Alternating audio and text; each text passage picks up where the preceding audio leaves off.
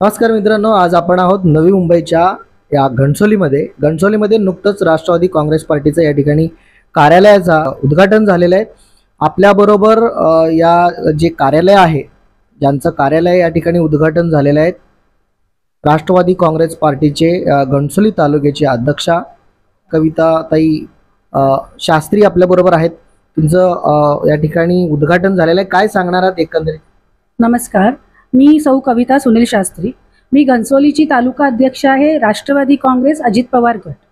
आज मी हे जनसंपर्क कार्यालय आमच्या पक्षाचं इथे ओपन केलं आहे आणि हे ओपन करण्यामागे एक वेगळा उद्देश आहे।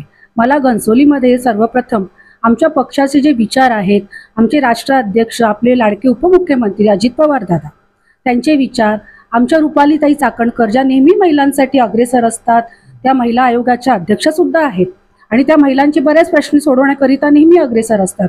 तसेच आमच्या तटकरे ताई, त्या सुद्धा बाल आणि महिला विकास मंत्री आहेत। तर त्या सगळ्यांच्या मार्गदर्शनाअंतर्गत आम्ही बरेच वर्ष कामं करत आहोत। मी समाजकारणामध्ये जास्त रुची ठेवते राजकारणापेक्षा, पण योगायोगाने मी आता राजकारणात आहे। तर मला हे जे ऑफिस आहे ते उघडण्यामागचा मूळ उद्देश हाच आहे की घणसोलीमध्ये मला आमच्या राष्ट्रवादी पक्षाचे विचार घरोघरी पोचवायचे आहेत, पक्षाचे संघटन मोठ्या प्रमाणावर वाढवायचे आहे आणि घणसोलीमध्ये बरेच महिलांचे प्रश्न आहेत, ते सोडवण्याचे आहे, ते सोडवण्याचा प्रयत्न करणार आहे। माझे काही स्वतःचे विजन आहेत महिलांना घेऊन, तर ते सगळे विजन मला सत्कारणी लावायचे आहे। इथे महिलांसाठी रोजगार आणायचा आहे। परत आपल्या समाजात बऱ्याचशा आपल्या राजकीय बऱ्याचशा प्रकल्प आहेत ज्या महिलांसाठी आहेत, बऱ्याच लोकांना ते माहिती नाही। मला त्या सगळ्या योजना इथे महिलांसाठी राबवायच्या आहेत, छोटी छोटी कामं आणायची आहेत। तर माझा मूळ उद्देश तोच आहे की पक्षाच्या छत्रछायेखाली राहून आणि पक्षाचे विचार घरोघरी पोचवून मी आज मार्गदर्शन घेऊन त्याप्रमाणे इथे महिलांसाठी काम करणार आहे।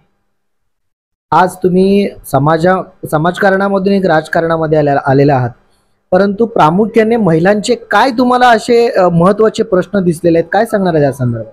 महिलांचे मुख्य प्रश्न म्हणजे आता मी घणसोली गावात जिथे ऑफिस ओपन केलं आहे तिथे बऱ्याचशा महिलांना सक्षमीकरण करून घ्यायचं आहे स्वतःच। बऱ्याच महिलांमध्ये कला आहे पण त्यांना कुठे वाव मिळत नाही। दुसरं असं आहे की थोडंसं क्वालिफाईड महिला पण आहेत, काही थोड्या कमी शिकलेल्या महिला आहेत, पण होतंय काय की आपल्याला शासनाने बऱ्याच योजना वगैरे आखलेल्या आहेत महिलांकरिता, पण काही गोष्टी त्या तिथपर्यंत पोहोचत नाही। तर मला त्या गोष्टी पोचवायच्या आहेत। आपल्या महिलांसाठी एवढ्या योजना आहेत, फक्त लाडकी बहीणच नाहीये, इथे बऱ्याच योजना आहेत। त्या सगळ्या योजना हळूहळू करून मला महिलांपर्यंत पोचवायच्या आहेत आणि लघु उद्योग महिलांना चालू करून द्यायचं आहे। आज मी हे जे जनसंपर्क कार्यालय ओपन केले ते मी या अनुषंगाने किंवा उद्देशाने मोठं घेतलं की जर एखाद्या महिलेला घरी बसून काम करायला जागा नसेल, घरं लहान असतील, तर मी त्यांना माझी ऑफिसची जागा 2-3 तासासाठी देऊ शकते। दुसरं असं आहे की बरेचसे क्लासेस आहेत, कोर्सेस आहेत जी आपली महानगरपालिकाने दिलेले आहेत, लिस्ट आहे त्याची एक मोठी। तर त्यामध्ये आपल्याला महानगरपालिका मानधन देते आणि ते कोर्सेस जर त्यांनी केले तर सर्टिफिकेट पण मिळतं। एकदा सर्टिफिकेट मिळालं की त्या पुढे 4 लोकांना अजून शिकवू शकतात। तर मला असे कोर्सेस इथे घ्यायचे आहेत जेणेकरून त्यांचा छोटासा उदरनिर्वाह त्या स्वतः चालू करू शकते, 4 पैसे जोडू शकते। तर हा सगळा डोक्यात विचार ठेवला आहे। महिला यायच्या पण माझ्याकडे की आम्हाला असं काम द्या, आम्हाला काही मदत करा, म्हणून मी ते महिलांचे हे सगळे प्रश्न सोडवण्याकरिता अग्रेसर आहे आणि मला त्या विजनने मी ऑफिस ओपन केलं।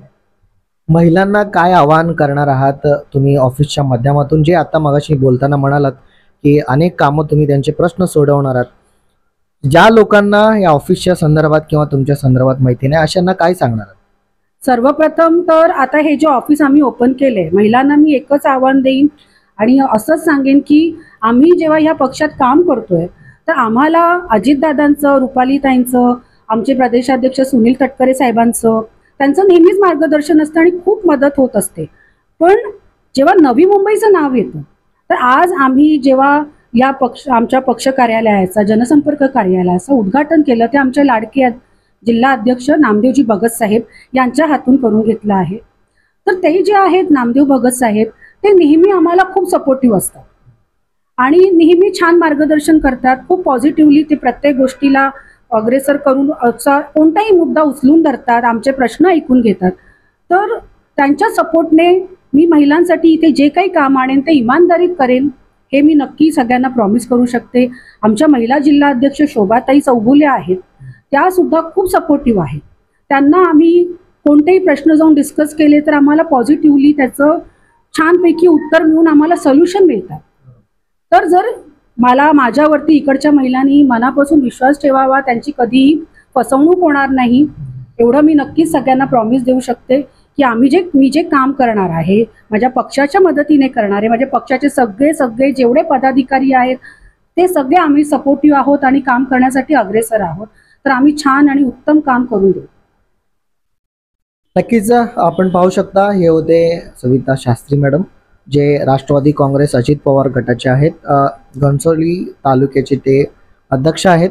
एकंदरीत महिलांसाठी वेगवेगळ्या या ठिकाणी जे माहिती पुरवण्यासाठी आणि त्यांच्या सोयीसाठी म्हणून ते आज काम करताना आपल्याला दिसतंय. तर त्यांच्या म्हणण्यामधून एकच दिसून येतंय की महिलांनी या कार्यालयामध्ये येऊन जास्तीत जास्त त्याचा फायदा कसा घेता येईल यासाठी हा कार्यालय या ठिकाणी उघडलं.